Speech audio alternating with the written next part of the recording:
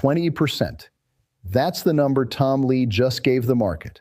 And every retail investor is about to misinterpret it exactly the way they misinterpreted it in 2023. They said the correction was the end. They said the cycle was over. They sold. And 12 months later, XRP had printed the kind of gains that make people physically sick when they realize what they walked away from. I am the Calm Analyst. What I do on this channel is take the macro signals, the institutional data, and the structural mechanics and read them precisely, without the noise, without the emotion, without the agenda. And today I'm going to show you why the 20% correction Tom Lee just confirmed is not a warning to sell. It is a roadmap to the most predictable accumulation window of this cycle. And by the time you finish this video, you will understand exactly three things: what the institutions are doing right now while retail panics, why the 2023 pattern is repeating with almost surgical precision, and a single most important number that tells you when this window closes. Let me now map exactly what came out of that interview, because the headlines got it wrong. They always do.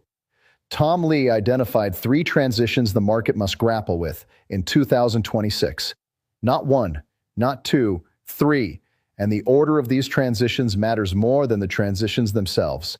First, a new Fed chair. The market always, and I mean always 100% of the time, tests a new Fed. This is not speculation. This is the most reliable pattern in modern monetary history. Let me give you the documented record. When Ben Bernanke replaced Alan Greenspan in 2006, the S&P 500 dropped 7% within his first 90 days. When Janet Yellen replaced Bernanke in 2014, the market oscillated violently for 6 months before settling into a direction. When Jerome Powell replaced Yellen in 2018, the market produced a 20% drawdown, almost identical to the number Lee is projecting today, before recovering into one of the longest bull runs in history. Every single Fed transition. The pattern is so consistent that it is not a pattern anymore. It is a law of market mechanics. The uncertainty around the confirmation process forces institutions to reduce exposure. They must reduce exposure because their risk committees demand it.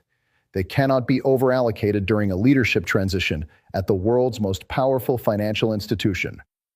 And when they reduce exposure, prices fall.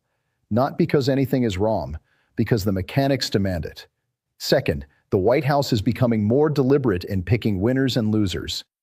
In 2025, the disruption hit technology